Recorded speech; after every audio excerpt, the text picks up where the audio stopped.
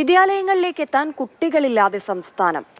ജനനനിരക്ക് കുറഞ്ഞതോടെയാണ് സംസ്ഥാനത്തെ സ്കൂളുകളിൽ കുട്ടികളുടെ ഗണ്യമായ കുറവുണ്ടാകുന്നത്.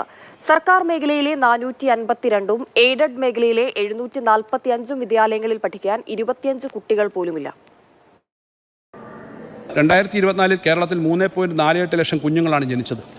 2014 ഇത് 5.34 ലക്ഷമായിരുന്നു. 20 വർഷം മുമ്പ് 6 ലക്ഷത്തിന് മുകളിൽ കുട്ടികൾ ജനിച്ചിരുന്ന സ്ഥാനത്താണ് ഈ വലിയ കുറവുണ്ടായിരിക്കുന്നത്. ജനനനിരക്കിലുണ്ടായ ഈ കുറവ് നമ്മുടെ കേരളത്തിലെ സ്കൂളുകളെയും കാര്യമായി ബാധിച്ചിട്ടുണ്ട്. ധനമന്ത്രി പറഞ്ഞ ഈ കണക്കുകൾക്കൊപ്പം മറ്റു ചിലത് കൂടി പറഞ്ഞുതരാം. സ്കൂളുകളിൽ കുട്ടികൾ കുറഞ്ഞു. 25 കുട്ടികൾ പോലും ഇല്ലാത്ത 1197 വിദ്യാലയങ്ങൾ.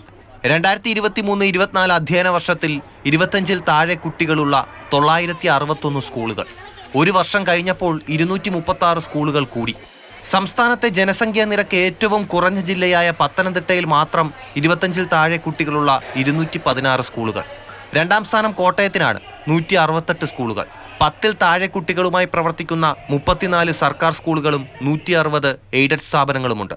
15-ൽ താഴെ കുട്ടികളും ആണ് പഠിച്ചു വരുന്നത്, അല്ലെങ്കിൽ അങ്ങനെയുള്ള സ്കൂളുകൾ ധാരാളം ഉണ്ട് എന്ന് പറയുന്ന കണക്ക് ഞങ്ങളെ പോലെയുള്ള അധ്യാപകരെ ഞെട്ടിപ്പിക്കുന്നതാണ്. അധ്യാപകരെ മാത്രമല്ല, നമ്മുടെ അധ്യാപകരുടെ ജോലി സ്ഥിരത ഉൾപ്പെടെയുള്ള പൊതുസമൂഹത്തെ ബാധിക്കുന്ന നിരവധി വിഷയങ്ങൾക്ക് ഉത്തരം കണ്ടെത്തേണ്ട ബാധ്യത സർക്കാർ ഏറ്റെടുക്കേണ്ട കാലം അതിക്രമിച്ചിരിക്കുകയാണ്. കുട്ടികൾ ഗണ്യമായി കുറഞ്ഞെങ്കിലും നമ്മുടെ പൊതുവിദ്യാലയങ്ങൾ പൂട്ടുക എന്നുള്ളത് സർക്കാരിന്റെ നയമല്ല.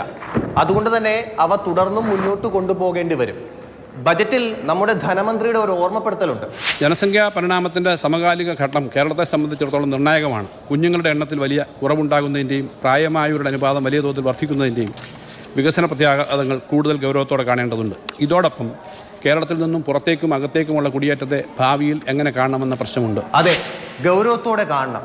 ഭാവിയിൽ നമ്മുടെ പൊതുവിദ്യാഭ്യാസ മേഖല അഭിമുഖീകരിക്കേണ്ടി വരുന്ന വലിയ വിപത്തിലേക്കാണ് ഈ കണക്കുകൾ വിരൽ ചൂണ്ടുന്നത്. ബിജു VS-നൊപ്പം TS ഹരീഷ്ണ, മാതൃഭൂമി ന്യൂസ്, തിരുവനന്തപുരം.